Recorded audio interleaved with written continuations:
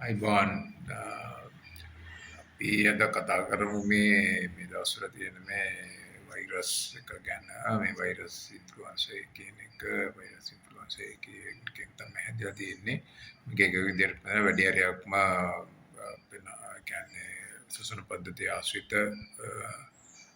රෝග ලක්ෂණ තමයි ඇති වෙන්නේ. එතකොට ඒක කැස්ස එම්පිරිස්සා වගේ එතකොට ඒ වගේ තමයි ඊට පස්සේ බඩ එළිය ඒ කියන්නේ බඩේ ගැස් ආජීර්ණ ගතියත් එක්ක ගැස්ට්‍රෙන්ටරයිටිස් එකක් විදිහට ප්‍රසන්ට් වෙන්න පුළුවන්. වමන යනවා, එතකොට බඩ එළිය පුරලට යනවා, එහෙම වෙන්න පුළුවන්. එතකොට මේකෙදී ඇත්තටම වෛරස් එකක් ඉඳ මේක සාමාන්‍ය දවස් 3ක් විතර යනවා. මේක තමන්ගේ ප්‍රතිශතය නැතකම් ඒ රෝග ලක්ෂණ මැඩ පවත්වාගෙන ඉන්න එක තමයි තියෙන්නේ. රෝග ලක්ෂණ මැඩ පවත්වන්න ඉතින් වෛද්‍යවරු කාට ගියොත් උන් තීරණය කරනවා මොන වගේ ඖෂධ වර්ග දෙන්න කියලා.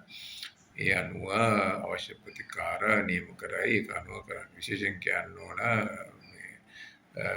බය වෙන්න දෙයක් නෑ නම. හැබැයි බඩ අජීර්ණ ගතිය කියන්නේ අපි ගැස්ට්‍රෙන්ටරයිටිස් කියන්නේ බඩ ආමාශයට ඇති වෙන ආසයි තත්ත්වයේ ඉඳ සමහරක් වෙලාවට වමනේ බඩ එළිය යෑම වගේ එකපාරට එන්න පුළුවන්. එතෙන්දී හුඟක් වෙලාවට වමනේ ගොඩක් යනකොට බඩ එළිය යනකොට වෙන්න පුළුවන් දෙයක් තමයි අපිට අර අවශ්‍ය ජලය සහ ලවණ අපිට ගන්න බැරි වෙනවා. ඒකෙන්ද එතකොට බල ඉන්න එපා. මේ හොඳම වැඩේ තමයි ඉස්සෙල්ලා ජීවනී එකක් අරගෙන ලීටර එක දිග කරලා ඒක බබාට ළමයින්ට විශේෂයෙන් ළමයින්ට දාන්න තියෙන්නේ. පොඩි ප්‍රමාණවල පටන් අරගෙන එහෙම මේ අවශ්‍ය තත්ත්වය මේ වෙනකම් දෙන්න පුළුවන්. එහෙම ජීවනී දීලත් එහෙම අඩු වෙන්නේ නැත්තම් කියන්නේ වමනේ බඩේලියාව දෙකටම තියෙන විජිලන තත්ත්වය වළක්ව ගන්න මේ ජීවන වලිනුත් අපහසු වෙනවා නම් මේ අතරම ළඟම තියෙන රෝහලට යන්න ඕන. රෝහලට ගිහිල්ලා එතකොට ඒක රෝහලේ නවත්තගෙන අවශ්‍ය සමහරක් ඉමර්ජන්සි ට්‍රීට්මන්ට් යුනිට් එකක් තියෙනවා. ඒක නවත්තගෙන ඒකට ඒ විජලන තත්ත්වය පහව ගියාට පස්සේ සමහරක් වෙලාවට දාම ගෙදර ඉන්න පුළුවන්. එහෙම නැත්නම් දවස් 7ක් ඉඳලා ඉන්න පුළුවන්. ඒකෙන්ද අර විශේෂයෙන් පොඩි ළමයි අවුරුදු 5ට අඩු ඒ වගේ ළමයි ඒ වගේ විජලන තත්ත්වය නිසා ගොඩක් සංකූලතා ඇති වෙන්න පුළුවන්. ඒක වළක්ව ගන්න මම හිතන්නේ දෙමව්පියෝ ඉගෙන සැලකිලිමත් වෙන්න ඕන.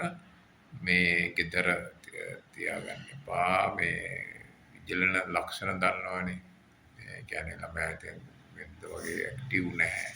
ඒ කියන්නේ ක්‍රියාකාරී නැහැ. ඒ වගේ මෙච්චර අංග වේලිලා වගේ තියෙන්නේ, දිව වේලිලා වගේ තියෙන්නේ. පොඩ්ඩක් යටට යන්න පුළුවන්. ඒ වගේම තියෙන එක මලානික ගතියෙන් ඉන්නේ. ඒතකොට ඒ වගේ විජලන තත්ත්වයක් වෙන්න පුළුවන්. ඒ විජලන තත්ත්වය අපි කොහොම හරි ඉක්මනට වළක්ව ගන්න යුතුයි. එහෙම අවස්ථාවකදී හොඳම වැඩේ ළඟම තියෙන රෝහලට ගිහිල්ලා වෛද්‍යවරුන්ගේ උපදෙස් ලබා ගන්න. මේ තත්ත්වය විශේෂයෙන් පොඩි ළමයි එක්ක මේ වැඩ කරද්දී ඒක අනුගමනය කරන්න. බොහොම ස්තුතියි.